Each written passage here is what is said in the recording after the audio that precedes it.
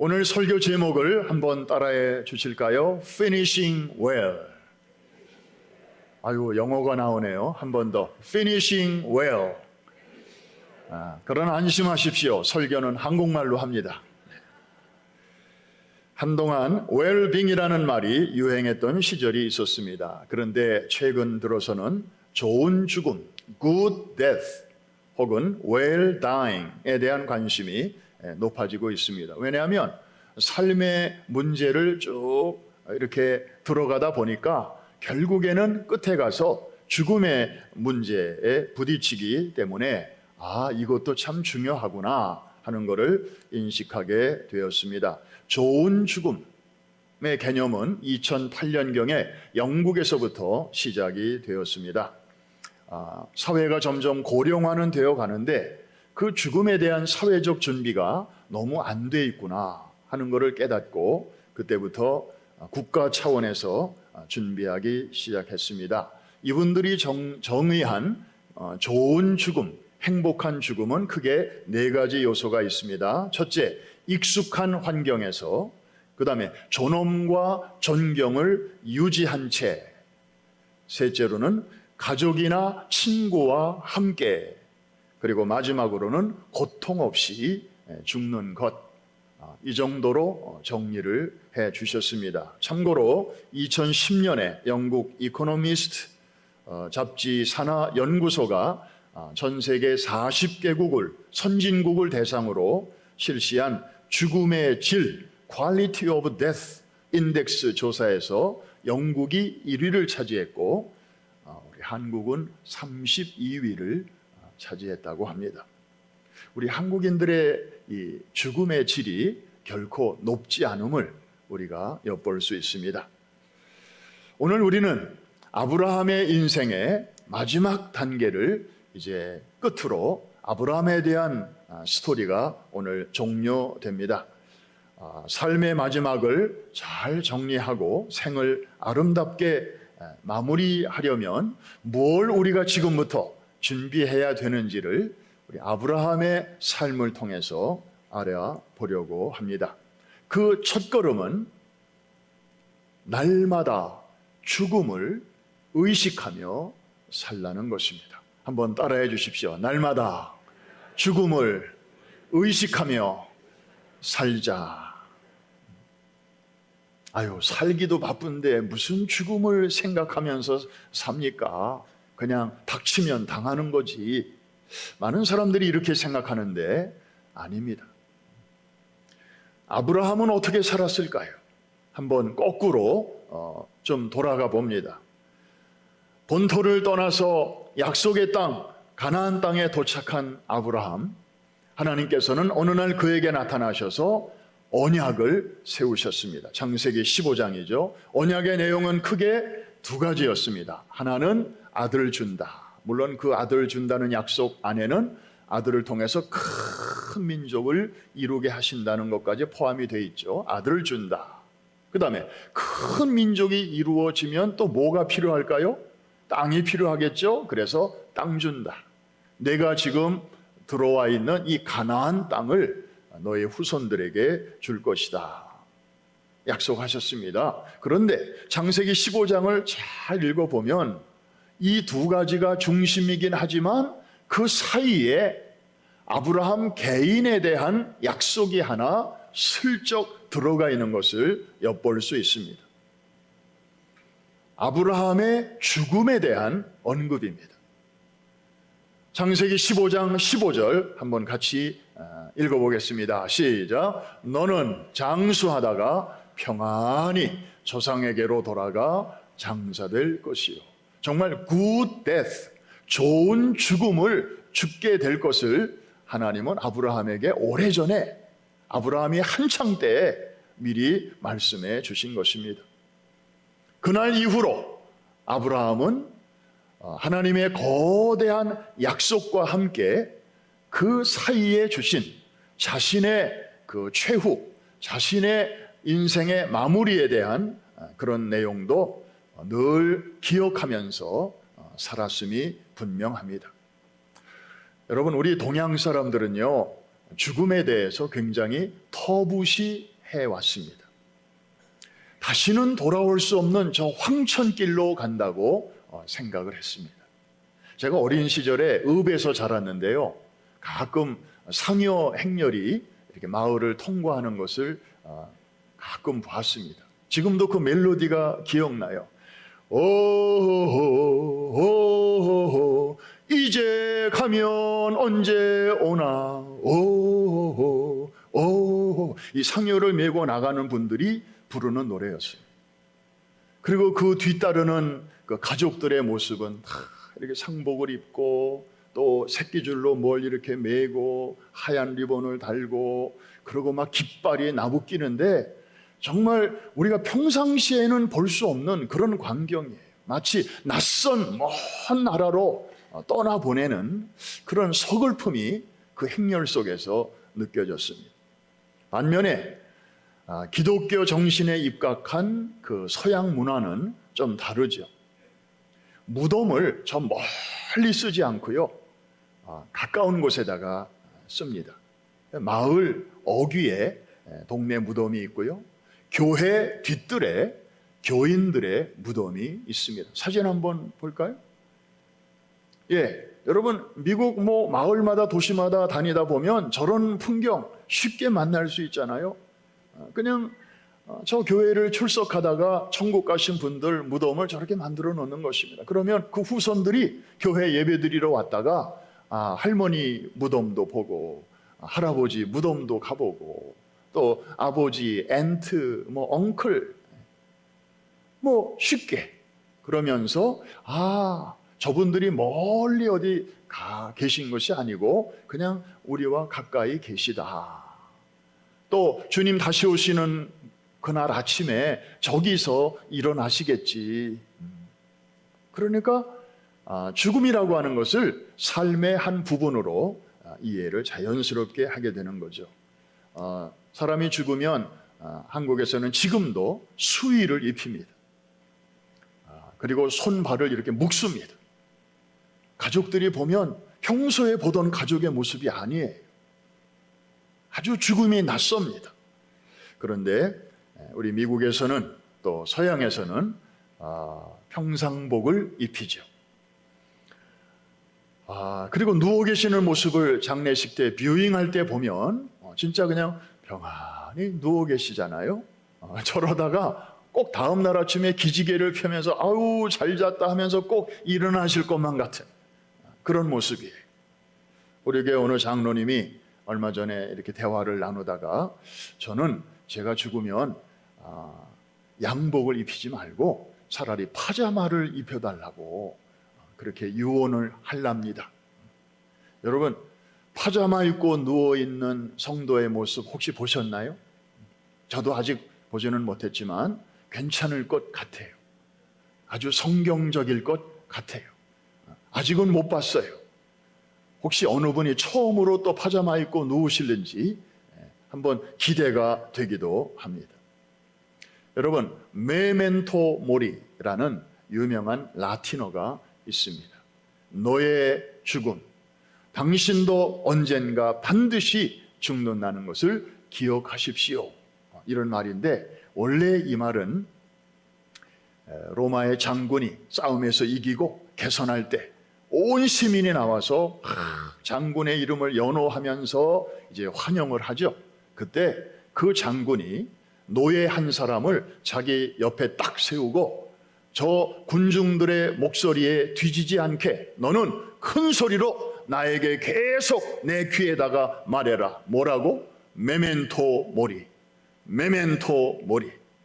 당신도 언젠가는 죽는다는 것을 기억하라.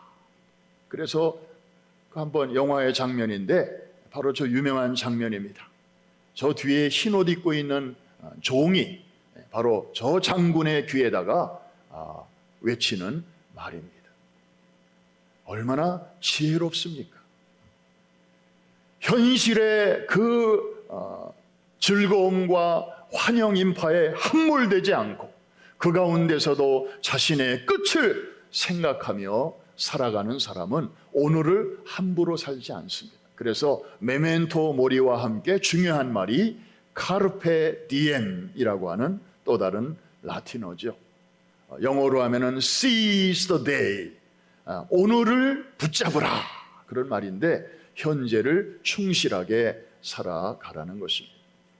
여러분, 아브라함은 약속의 땅에 거하면서도 하나님이 거대한 약속과 함께 주셨던 자신의 그 마지막에 대한 그 말씀도 늘 품고 살았습니다. 우리도 마찬가지입니다. 오늘을 충실하게 살려면 좋은 방법이 있습니다. 우리의 마지막을 미리 한번 가보는 것입니다. 어떻게 가볼 수 있을까요? 좋은 책을 읽을 수 있습니다. 좋은 강연을 들을 수 있습니다. 그러나 우리가 크리스찬으로서 쉽게 할 수 있는 일이 있다면 장례식이 있으면 열일을 제치고 참석하라는 것입니다. 결혼식에는 좀 바쁘면 다른 사람 편에 축하를 할 수 있습니다. 그러나 장례식만큼은 대신 보내지 말고 여러분이 직접 참여하십시오. 다른 사람의 죽음을 통해서 나의 죽음을 한 번쯤 생각해 보는 것입니다. 그러면 정신이 번쩍 날 것입니다. 그리고 내가 지금처럼 살아도 후회 없을 것인가 한 번쯤 되돌아보게 될 것입니다. 그래서 성경에도 보면 우매자의 마음은 잔치집에 늘 가 있고 지혜자의 마음은 무슨 집에 가 있다고요? 초상집에 가 있다. 초상집에 가면 누구나 철학자가 된다는 말이 있습니다. 사랑하는 성도 여러분, 피니싱 웰의 첫걸음은 여러분이 지금 나이가 어떤 나이든지 상관없이 메멘토 모리, 우리도 반드시 끝이 있다는 사실을 늘 기억하고 살게 되시기를 주의 이름으로 축복합니다. 두 번째 비결이 있습니다. 장지를 빨리 마련하라 하는 것입니다. 한번 따라합시다. 장지를 마련하라. 대부분 다 마련하셨죠? 저도 마련했습니다. 몇 년 전에 묘지를 사뒀더니 마음이 조금 이상하더라고요. 좀 숙연해지더라고요. 마치 제가 오래전에 유서를 미리 써가지고 지갑에다가 넣고 다닌 적이 있습니다. 한국에서부터. 그때 30대였는데 마음이 좀 달라지던데요. 그렇게 하니까. 여러분, 아브라함은 어떻게 준비했죠? 자기 아내의 죽음을 계기로 헤브론에 있는 막벨라 굴을 사서 가족의 묘지를 준비했습니다. 아내의 묘지만 준비한 게 아니라 자기의 묘지도 준비했고, 자기 부부의 묘지만 준비한 게 아니라 자기의 아들 부부의 묘지도 준비했고, 그것만 준비한 게 아니라 그 손자와 손자 며느리의 묘지까지 함께 준비했던 것입니다. 그랬더니 이방 땅에 살면서도, 나그네로 살면서도 주변 사람들의 눈치 보지 않고 당당하게 묻힐 수 있었고, 더 나아가서는 4,000년이 지난 지금까지도 그의 자손들이 정당하게 값을 지불하고 그 묘지를 산 덕분에 지금도 어깨 펴고 당당하게 그 주인 노릇을 하고 있는 것을 우리가 보고 있지 않습니까? 여러분, 미리 장지를 준비하는 것은 오늘을 정말 충실하게 살아가는 일에 큰 도움이 될 것입니다. 아주 굉장히 실제적인 내용이죠. 아브라함이 그렇게 준비했어요. 그 다음에 세 번째, 이거 진짜 중요한 겁니다. 다음 사람, 다음 세대를 위한 배려. 굉장히 중요한 좋은 죽음을 위한 준비입니다. 여러분, 질문 하나 하겠습니다. 아브라함은 아들을 몇 명을 두었나요? 2층 분들에게 물어봅니다. 아브라함은 아들이 몇 명 있었나요? 마스크를 써가지고 잘 안 들리네요. 한 명, 혹시 한 명이라고 생각하는 분은 제가 하도 이상 얘기를 하니까 아브라함의 아들은 이상만 있었나 보다 이렇게 혹 생각하실 수도 있었겠습니다. 이런 분들은 어떻게 해드리면 좋을까요? 돌봐줘야 됩니다. 저는 2명이라고 생각합니다. 이분은 아까 그분보다 훨씬 수준이 높습니다. 왜냐하면 이삭도 있지만 또 누가 있었어요? 이스마엘이 있었으니까. 굉장히 수준이 높지만 이런 분들은 어떻게 하면 좋을까요? 역시 돌봐줘야 됩니다. 저는 7명입니다. 7명이라고 생각합니다. 이런 분들은 보나마나 주일학교 출신들입니다. 왜냐하면 주일학교에서 부르는 노래 중에 믿음의 조상 아브라함은 7명의 아들이 있었는데요, 이런 노래가 있어요. 롱입니다. 가사가 틀렸습니다. 그런데 노래의 영향이 얼마나 큰지 지금도 많은 분들이 7명이라고 생각하는데, 아까 우리 성경 읽다 보니까 그 후처 그두라의 후손만 해도 6명이 나오잖아요. 그러면 빨리 계산해 보세요. 첫 번째 부인 사라에게서 1명 이상, 그 다음에 하갈에게서 또 1명 이스마엘, 그리고 세 번째 아내, 첩이라고도 하고 아내라고도 하는데 구두라를 통해서 6명의 아들이 탄생했으니까 딸들이 있었는지 없었는지는 성경이 침묵하니까 우리는 몰라요. 그러나 아들만 따지면 최소한 8명이 있었습니다. 그런데 아브라함이 죽기 전에 맨 마지막으로 한 사역이 있습니다. 사역. 굉장히 중요한 일을 하고 죽었어요. 그게 뭐냐 하면 이 8명의 자식들을 교통정리를 한 것입니다. 재산을 나누어 준 것인데, 유산으로 나누어 준 것은 오직 한 아들에게만 그렇게 했습니다. 누구에게 그랬을까요? 이삭입니다. 그리고 나머지 7명의 아들들에게는 유산을 주지 않고 그냥 재물을 주었다 그랬는데, 이 재물의 정확한 번역은 선물입니다. 그러니까 재산의 일부를 각각 떼어서 저들에게 그냥 먹고 살 만큼 이렇게 골고루 나누어 주었다. 그러면서 이사가게 했습니다. 분리시켰습니다. 사해를 중심으로 아브라함 가족은 사해 왼편에 브엘세바와 헤브론 중심으로 지금 살고 있죠.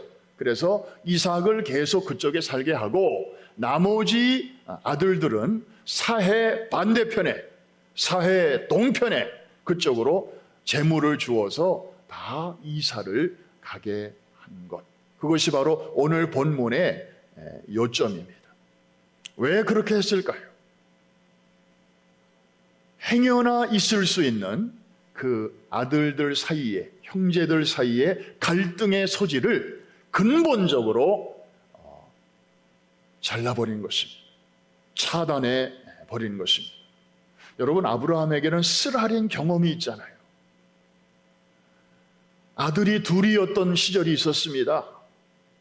이스마엘이 먼저 태어났고, 그리고 그 다음에 이삭이 태어났잖아요. 서로 이렇게 커가는 과정에서 막 가정에 분란이 일어났습니다. 그래서 아브라함은 눈물을 머금고 그 어미와 아들, 즉 하갈과 이스마엘을 내쫓은 적이 있습니다.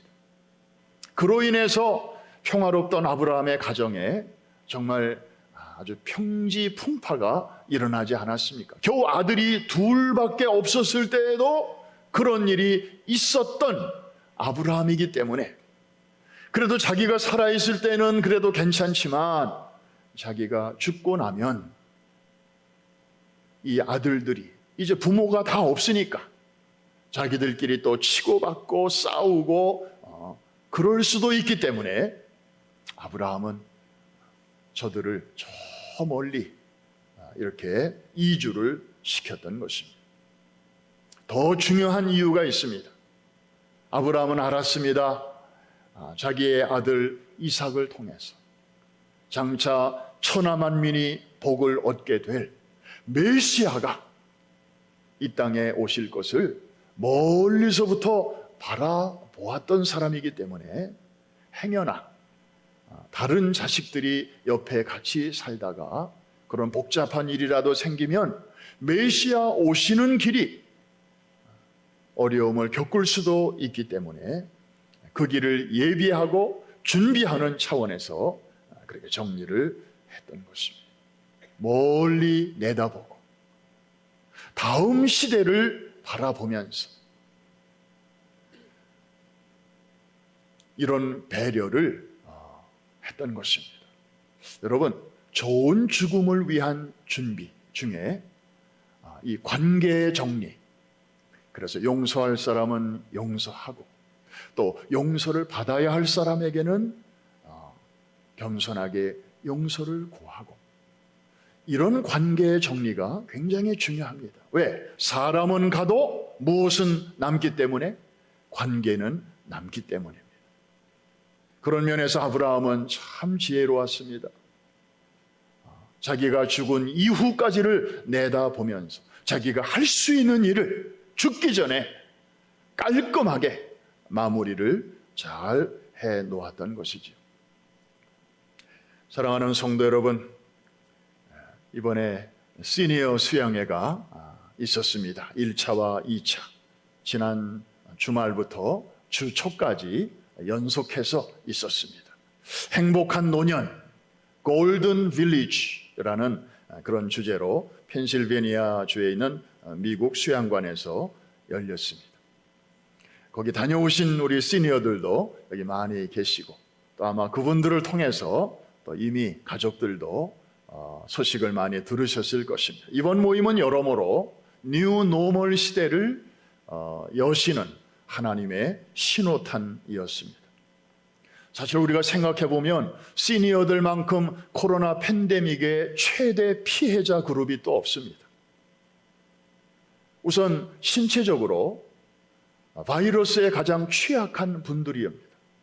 한 번 걸리면 큰일 납니다. 애들은 걸려도 그냥 걸렸는지 안 걸렸는지 모르고 그냥 쑥 지나가는 경우가 많습니다. 젊은 사람들도 조금 증세 느끼다가 금방 회복이 됩니다. 그러나 연세 많으신 노인들은 그렇지 않습니다. 취약합니다. 그래서 너무 아주 두렵고 위축이 되고 밖에도 못 나가고, 그러면서 하루하루, 한 주 한 주, 한 달 한 달, 그러면서 1년, 2개월, 3개월을 그렇게 사셔야만 했습니다. 온라인 예배가 시작이 됐는데요, 어린이들은 오히려 온라인 좋아요. 걔네들은 디지털 세대예요. 그래서 교회 가서 예배 드리는 것도 좋지만 집에서 온라인 지네들이 알아서 척척척척 켜고, 그리고 걔네들에게는 별 차이가 없어요. 예배가 자기들의 문화니까. 그런데 시니어들은 그렇지 않았습니다. 온라인은 너무나 어색하고, 아니 이 틀 수 있는 기계마저도, 핸드폰마저도 아무리 교회에서 이거를 보내줘도 열 수 있는 기계 갖고 계신 분이 많지 않았습니다. 그리고 그전에는 교회 밴이 와서 밴을 타고라도 이렇게 교회에 오면서 차 안에서도 반가운 친구들 만나시고, 또 얘기도 나누고, 또 예배 드리고 식사하고, 또 집으로 이렇게 가시는 게 일주일의 최고의 낙이었는데, 팬데믹이 터지니까 교회 밴을 운행할 수가 없잖아요. 교회 밴을 금지시켰어요. 그 밀폐된 공간에 위험하다고 해서. 그래서 밴이 여러 대가 있는데 사용도 못하고, 그래서 다 처분을 했더니 이제 이게 회복이 되는데도 교회 오고 싶어도 누가 데려다 주지 않으면 마음대로 오실 수도 없는 그런 상황이었습니다. 그렇게 사방으로 우겨싸임을 당하고 정말 눌려있던 시니어들이 이번에 모처럼 외부에서 갖는 첫 수양에 바로 그 문을 누가 열어주셨는가 하면 우리 시니어들이 열었습니다. 하나님께서 이분들에게 제일 먼저 이런 기회를 주셨습니다. 그러고 보니까 우리 하나님은 참 공평하신 하나님이십니다. 지난날에 힘들었던 그 세대들에게 제일 먼저 위로의 문을 열어주시는 우리 하나님, 참으로 공평하신 하나님 아니십니까? 아멘입니까? 하나님은 우리 시니어들의 그 고통을 다 보고 계셨던 거예요. 그래서 사실은 좀 젊은 세대부터 이렇게 열어주실 줄 알았는데 시니어부터 제일 먼저 이렇게 문을 열어주셨습니다. 이번 주제가 행복한 노년이었습니다. 올로 목사님이 앞장서셨습니다. 여러 섬김이들 20여 명이 1차와 2차를 연속해서 섬겨주셨어요. 보니까 청년도 있고, 그 다음에 우리 한창 일하는 우리 중장년, 우리 집사님, 권사님, 장로님들이 올라오셔서 정말 아름답게 섬겨주셨습니다. 2박 3일씩 수련회를 가졌는데 그 결론은 이렇게 정리할 수 있습니다. 우리 시니어들의 고백이 하나같이 이런 것입니다. 우리는 선교할 때 가장 행복했다. 그 다음, 우리 시니어들은 이제 다 끝난 줄 알았는데 그게 아니었다. 나이 들고 늙어서 더 이상 아무런 꿈도 꿀 수 없는 줄로 알았는데 그게 아니었다. 여러분, 첫날부터 성령께서 우리 시니어들을 만져주셨습니다. 과거에 했던 선교 프로젝트들, 축구 선교, 뮤지컬 선교, 그 장면을 또 100주년 기념대회 때 우리 콰이어와 우리 청년 바디 워십 팀이 가가지고 그 정말 100년 만에 맞이하는 대잔치에서 하나님을 찬양하는 그런 영상도 우리가 시간 보면서 이야, 맞아, 우리가 한창 때에 저런 일을 했지. 참, 우리 같은 평범한 사람들을 통하여 저렇게 특별한 일을 행하시는 하나님 참 대단하시구나.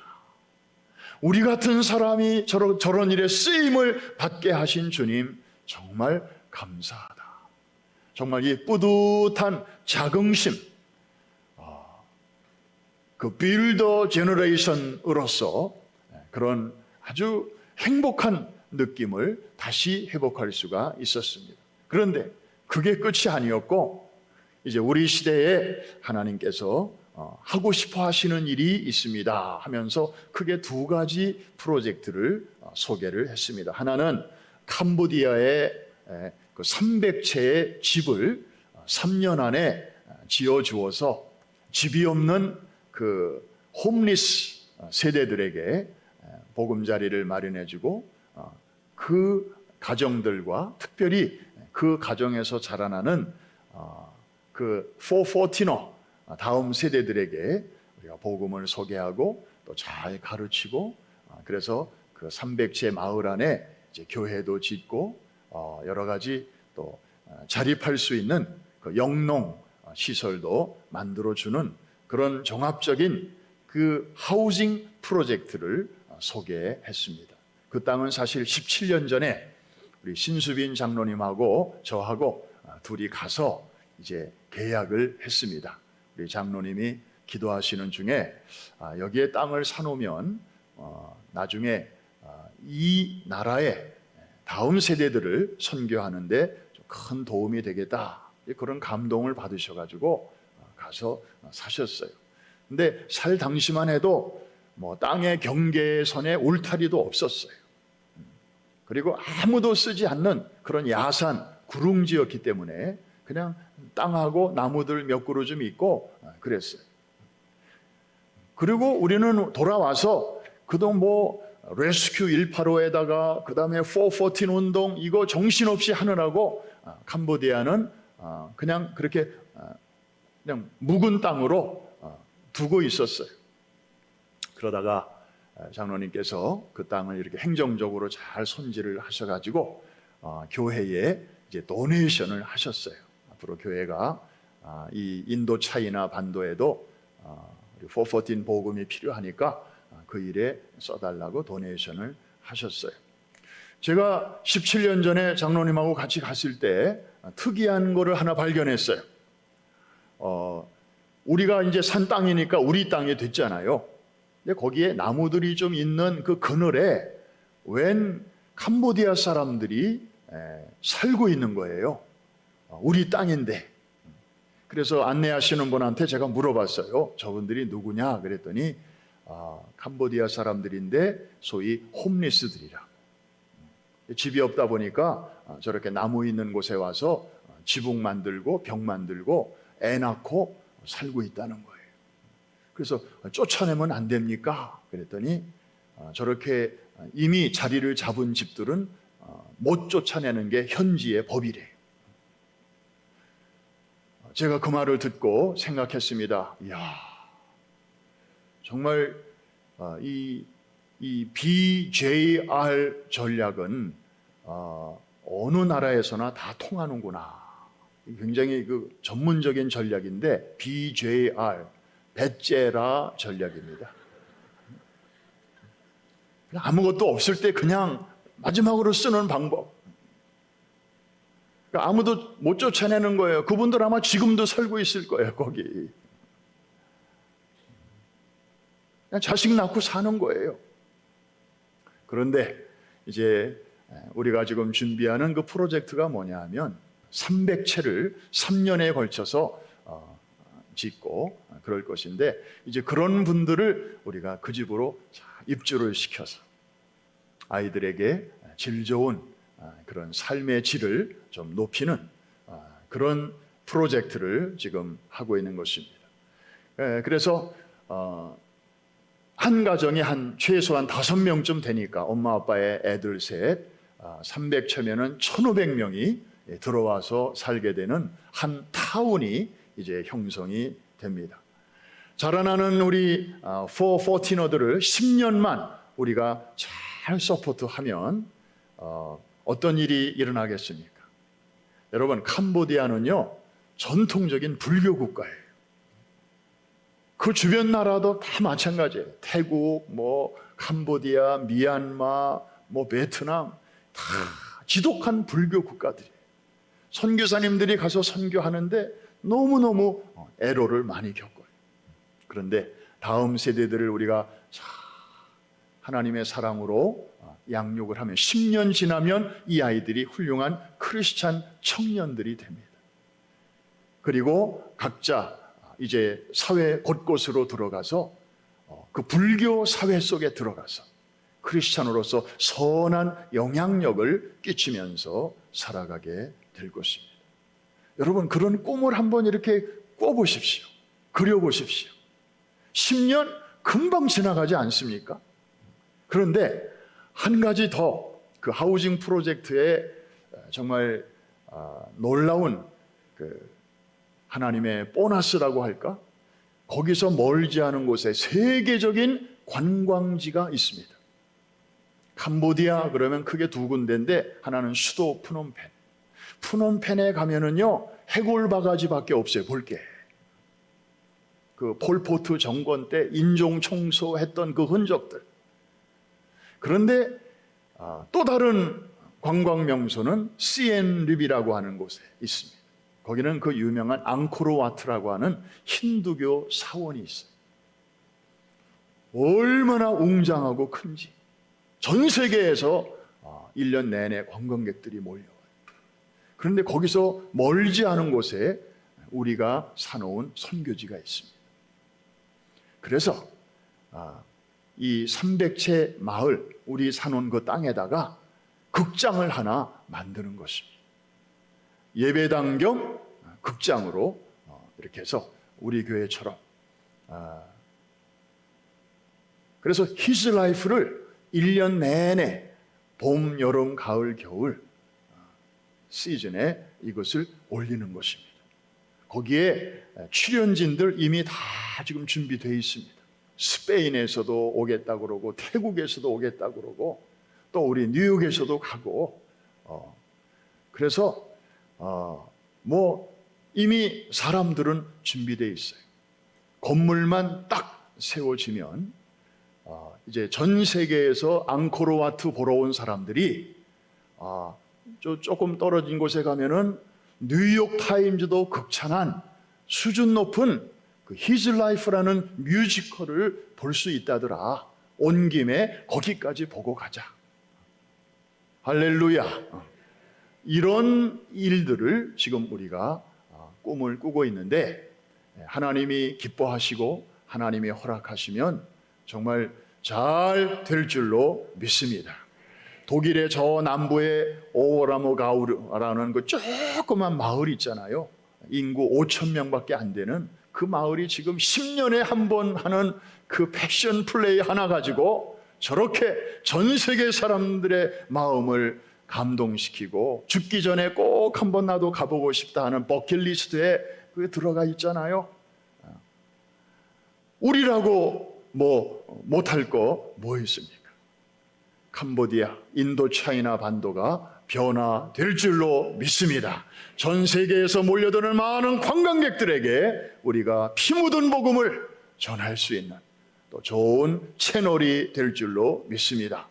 이런 프로젝트를 그냥 짧은 시간에 소개를 했습니다. 그 다음에 이제 저 아프리카 탄자니아의 우물 프로젝트 그 두 가지를 소개하고 마지막 날 폐회 예배를 드리면서 우리 에셀나무를 심는 마음으로 자원하시는 분, 집 한 채 지어주실 분, 또 우물 하나 파주실 분 기도하고 작정하십시다 해가지고 작정하는 시간을 가졌는데 저도 나중에 결과만 이렇게 전해 들었습니다.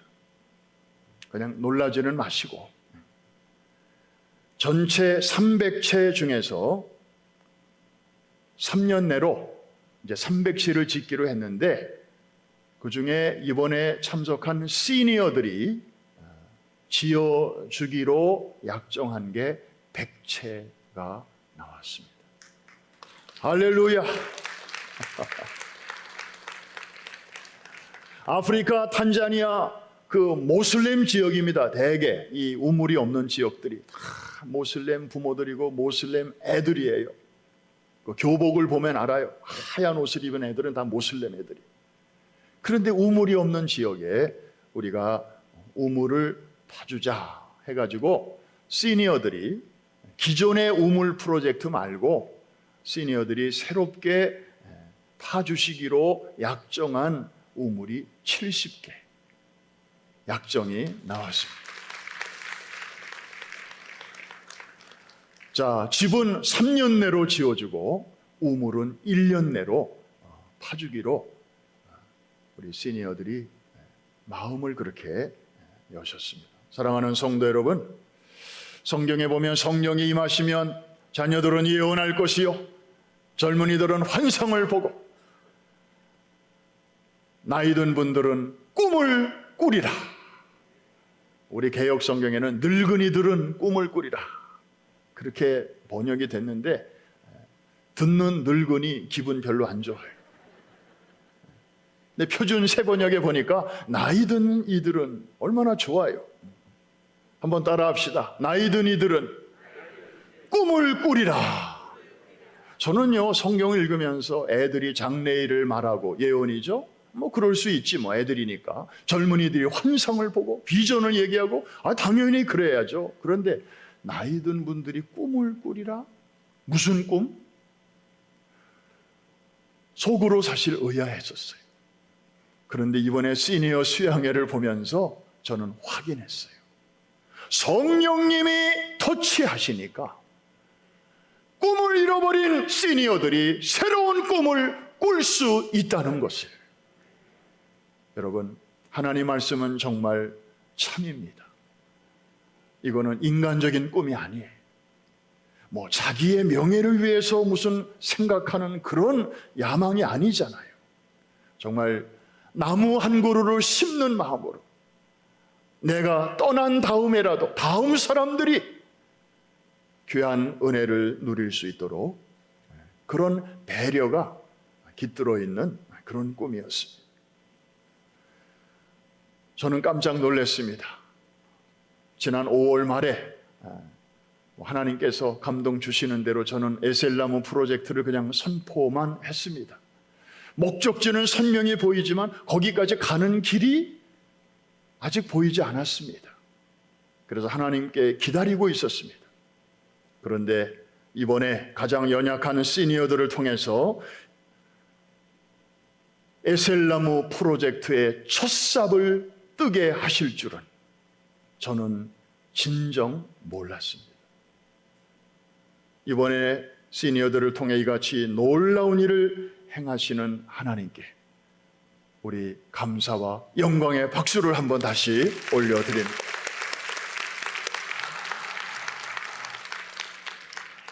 한 번 더 우리 하나님을 찬양할 일이 있습니다. 왜냐하면 이렇게 사회적으로는 저 뒷전으로 밀려나 계시는 이 세대들을 통해서도 하나님이 이렇게 놀라운 꿈을 주시고 또 행하실 수 있는 분이시라면 그보다 더 젊고 힘있는 우리 젊은이들과 3040 세대들과 5060 세대들을 통해서 하나님이 행하실 일은 how much more powerful, 얼마나 더 크고 놀라운 일을 행하실 수 있을까를 생각할 때 우리 그 하나님께 우리 다시 한번 더 큰 영광의 박수를 한번 올려드립니다.